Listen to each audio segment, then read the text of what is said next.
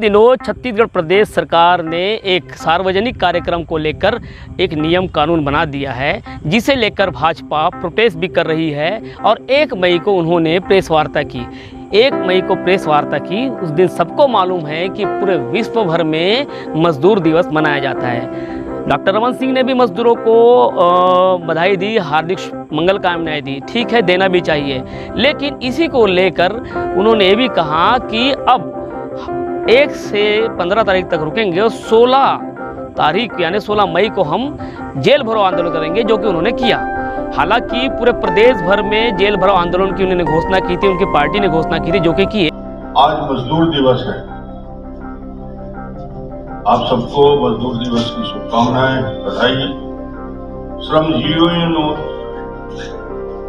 समाज के सभी तबकों के साथ अपने मेहनत परिश्रम से अपने संघर्ष के लोकतांत्रिक रक्षा के लिए, लोकतंत्र की रक्षा के लिए लंबी लड़ाइयां लड़ी। और इस लड़ाई की वजह से आज जो अधिकार हमें मिले हुए हैं और अभिव्यक्ति की स्वतंत्रता की बात करते हैं, आंदोलन की बात करते हैं, प्रदर्शन की बात करते हैं, धरना की बात करते हैं, कहीं न कहीं ये लंबी प्रक्रिया और लंबी प्रताड़ना के बाद जिले के माध्यम से उनको चुनौती दे रहे हैं। यदि इस लोकतंत्र के विरोधी इस कानून को वापस नहीं लिया जाएगा तो 16 तारीख को पूरे देश प्रदेश में हर जिला मुख्यालय में 5000 से ज्यादा लोगों के द्वारा हर जिले में गिरफ्तारी दी जाएगी और आंदोलन की रूपरेखा होगी। जो आंदोलन और मीडिया के अनुसार जो मीडिया खबर निकली उसमें 70,000 लोगों ने गिरफ्तारी दी, ऐसा बताया गया था। वही जब हम डॉक्टर रमन सिंह से बात किए तो उन्होंने बताया कि यहाँ राजनांदगांव में लगभग 4000 से ज़्यादा लोगों ने गिरफ्तारी दी। वही मीडिया खबर आज फिर पढ़ेंगे तो पुलिस महकमे के अधिकारी ने बताया कि 900 लोगों ने गिरफ्तारी दी।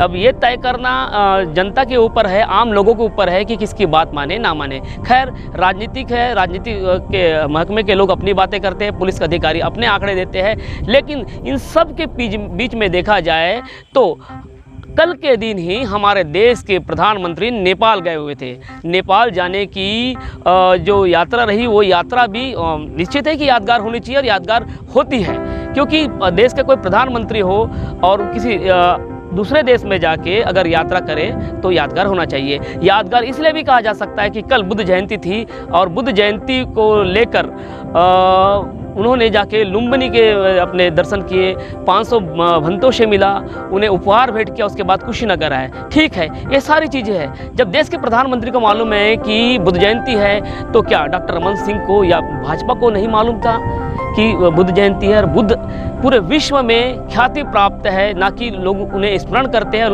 उनको शांति के तौर पे जाना जाता है। तो इसको पलटवार करते यूं ही नहीं कहा राजनांदगांव की मेयर श्रीमती हेमा सुदेश देशमुख जी ने कि क्या रमन सिंह या उनके लोग क्या बुद्ध को या बौद्ध समाज को टारगेट करने का उद्देश्य करते हैं। देखिए खबर। आज जिले भर के कार्यकर्ताओं ने यहाँ पे जेल भरो आंदोलन में हिस्सा लिया और जेल भरो आंदोलन में 4218 लोगों ने अपनी गिरफ्तारी दी। और मुद्दा एक ही रहा है, भूपेश सरकार के काला कानून जो आज पूरे छत्तीसगढ़ को आपातकाल की ओर ले जा रहा है। अभिव्यक्ति की स्वतंत्रता को रोकने का काम है, लोगों को प्रताड़ित करने का, और एक प्रकार से समाज के सभी वर्गों को इसमें नुकसान है। न सामाजिक, न धार्मिक, न राजनीतिक, न पारिवारिक बड़े कार्यक्रम हो सकते, जुलूस नहीं निकाल सकते। यानी यदि राजनांदगांव में गणेश चतुर्थी का जुलूस निकल रहा है, रामनवमी का जुलूस निकल रहा है, यहाँ अलग अलग आयोजन रोज़ राजनांदगांव में होते हैं। समाज के लोग कितनी जवाबदारी लेकर एफिडेविट देंगे। एक प्रकार से एक पूरी तरीके से आंदोलन को कुचलने का कुछ साजिश है ये। वो घबरा गया है, भूपेश डर गया है।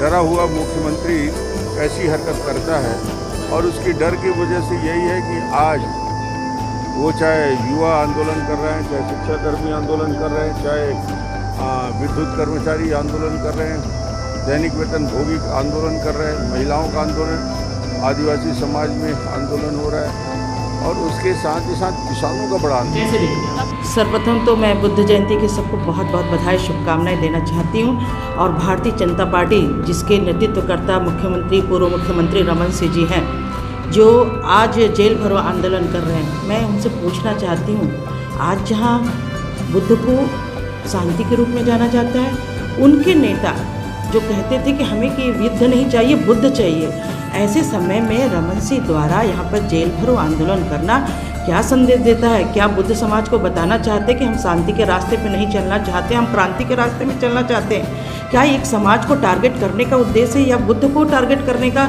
इनका उद्देश्य है? क्या इनकी इस समाज से कोई इनको मतलब कोई चिढ़ है या कोई ऐसी भावना है इनकी जो बुद्ध को वो नीचा दिखाने की कोशिश कर अपने जेल भरो आंदोलन को ऊंचा दिखाने की कोशिश कर रहे हैं? इन्हें तो बुद्ध के चलाए हुए बताए हुए मार्गों पे चलना सिखाना चाहिए, ना कि झूठ के राह पे चलना, क्रांति पे चलना। इस तरह जेल भरो आंदोलन करके क्या सिखाना चाहते हैं, क्या संदेश देना चाहते हैं?